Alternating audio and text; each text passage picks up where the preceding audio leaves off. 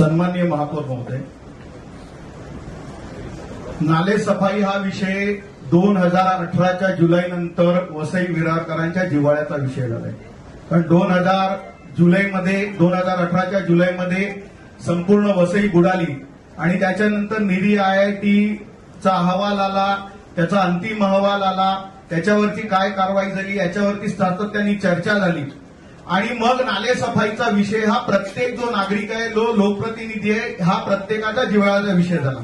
आता या ठिकाणी नाले सफाईसाठी 18 कोटीच्या मंजुरीसाठी आपण प्रस्ताव प्रशासनाने आणलेला आहे. महापौर महोदय, मी या संदर्भात जे संबंधित अधिकारी आहेत त्यांना विचारणा केली की ही 18 कोटी रक्कम आली कुठून, याचा थोडासा आम्हाला तपशील द्यावा, परंतु तपशील आम्हाला आजपर्यंत मिळालेला नाही. नाले सफाईच्या संदर्भात ऑडिट रिपोर्टमध्ये वारंवार अनेक सूचना केलेल्या, अनेक गंभीर सूचना केलेल्या आहेत. म्हणजे आपला लोकल फंडाचं जे ऑडिट आहे, लोकल फंडाच्या ऑडिटमध्ये 2018-19 आणि 20-21 पर्यंतचे जे ऑडिट आहे त्याच्यामध्ये एक त्यांनी छोटासा नोंद दाखवलेली आहे. त्याच्यामध्ये त्यांनी सांगितलेलं आहे की म्हणजे त्यांनी महापालिकेला जो खर्च करावा लागतो त्याचं विवरण दिलं आहे आणि वरीलप्रमाणे खर्च पाहता मनपास मोठ्या प्रमाणात यंत्रसामुग्री भाडे अदा करावे लागत आहे. याबाबत मनपाने यंत्रसामुग्री विकत घेण्यासाठी किती व भाडे करार करण्यासाठी किती खर्च येतो याबाबत अभ्यास करून खर्चात बचत होत असल्यास त्या भाडे तत्वावर मशिनरी घेण्याऐवजी मशिनरी विकत घेऊन भाडे तत्वावर दिल्यास फायदा होऊ शकतो असे लेखापरीक्षकाचे मत. याच्यामध्ये त्यांनी एक प्रमाणक दिलेलं आहे. त्याच्यामध्ये त्या प्रमाणकामध्ये 2020चं प्रमाणक आहे. त्यांनी ओंकार कन्स्ट्रक्शनला 17/4/2019 ते 10/6/2019 या कालावधीत एक्सकव्हेटर आणि तराफ्यासह याचा 38 दिवस वापर केला आणि त्याचं 38 लाख रुपये भाडं दिलं आणि त्याच्या अगेन्स्ट मध्ये त्या सेम मशीनची मार्केट व्हॅल्यू आहे 36 लाख रुपये. 38 दिवस वापरलेल्या मशीनची किंमत आहे 36 लाख रुपये. आणि याच विषयावरती महापालिकेला त्यांनी महापालिकेच्या संबंधित विभागाला सांगितलंय की याचा अभ्यास करा. कोणी अभ्यास केला?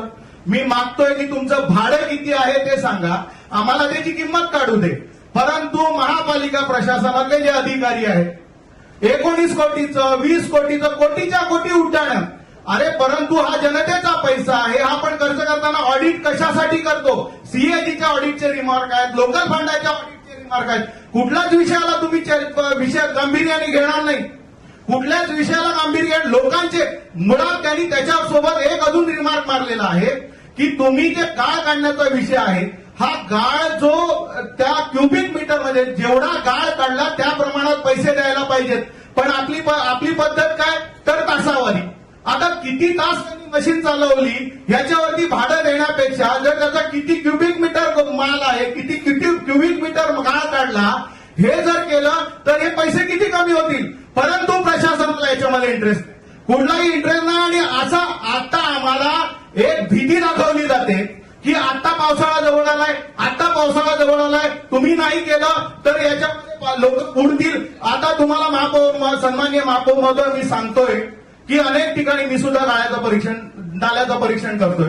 अनेक ठिकाणी ज्या ठिकाणी मोठी गटर नाल्याला घेऊन मिळतात त्याच्या एक 100-200 मीटर परिसरामध्ये गाळ जमा होतो. इतर ठिकाणी जमा होतो का?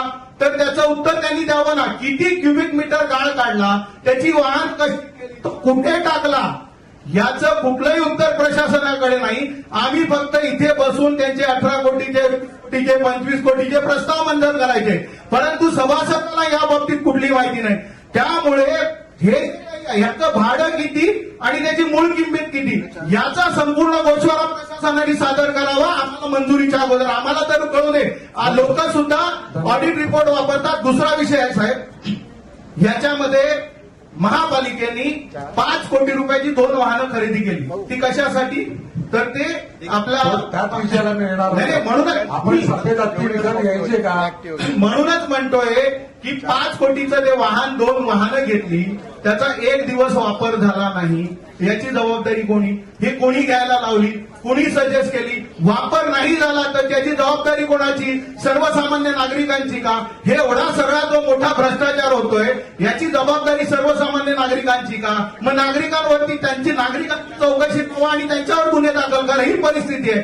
त्याच्यासोबत महापौर महोदय, त्याच्यासोबत मी सांगतो की आपण नालेसफाईवर बोलतो. नालेसफाईचा विषय जो आहे तो कशासाठी घेतो? तर पाणी जमेल, पाणी भरणा होईल. परंतु निरी आयआयटीचा रिपोर्ट, याच्यासोबत जो निरी आयआयटीचा रिपोर्ट आहे त्याच्यात ज्या सूचना, छोट्या छोट्या सूचना केल्या त्या सुद्धा त्याचा अवलंब केला जात नाही. एका बाजूला होल्डिंग बॉन्डचा विषय, पण तो ठीक आहे. आमच्या सन्माननीय आमदार राजन नाईक साहेबांनी 50 कोटीसाठी निधी दिला, त्याचा प्रस्ताव कलेक्टरकडे गेलेला आपत्ती निवारणामधून.